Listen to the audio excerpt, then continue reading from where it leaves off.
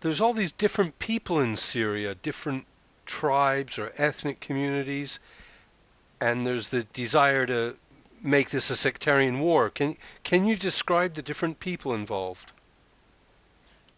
Sure. Many different um, there's so many different people in Syria.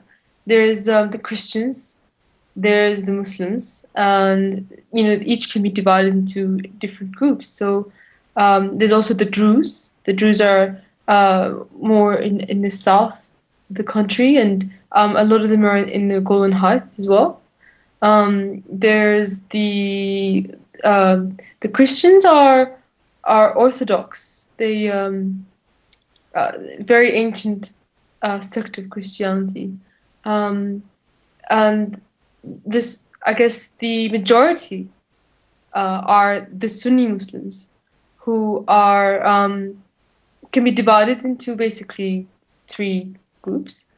The largest of them are secular Sunnis. So they're Sunni, but they don't believe in state-run religion. Um, that's you know goes part and parcel with the idea that that Sunnis have, which is separate to Shia, that um, religion is more sort of an internal thing. There's not much of a hierarchy like they have with Shia, where they have clerics which are at the top, similarly to Catholicism. Anyway, I digress. Back to our demographic. So yes, you have the secularist Sunnis, then you have the Muslim Brotherhood, which are um, more in line with the Christian Democrats, and they do want to see religion running the state.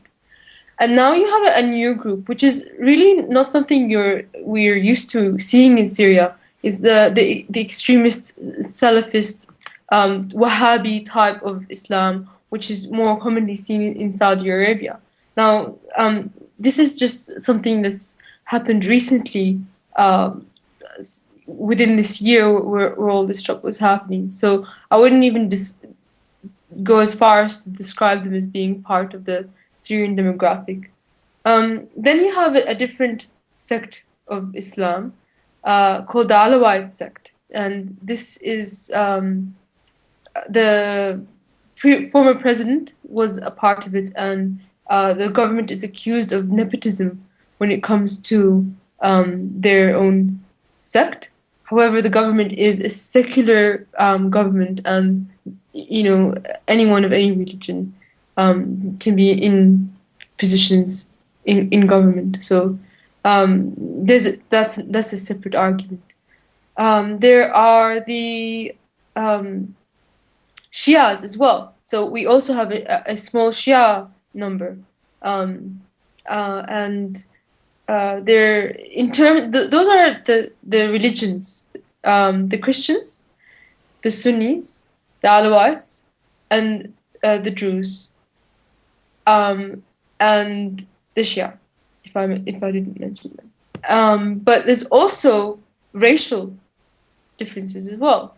You have the Syrians, the Levantian Syrians, who some would call the Arabs, but really the only real Arabs are the Gulf Arabs, the Saudi Arabians. So the Levantian Phoenician Syrians, and then you have the Kurds, which make up a large number, and then you have the Turkmens, which isn't as significant. They're because they identify with as being Syrian more so than being Turkish. Um, there is yeah, there's probably more that I'm missing, but that's the main demographic. I mean, Syria is like all these other countries. The borders were drawn up by colonial powers. Well, Syria's bless you. Thank you. Syria has, you know, a really long history. It's not just a country that's suddenly been invented. yes, the PICO agreement divided Syria is in a certain way, but in fact, it split Syria up more than it is now. But um, we had to fight for every piece of our land to be reunited. And I can count my grandfather as being one of the people who fought against the French occupation and the division of Syria. So, yes, the borders that we have now, we had to fight for.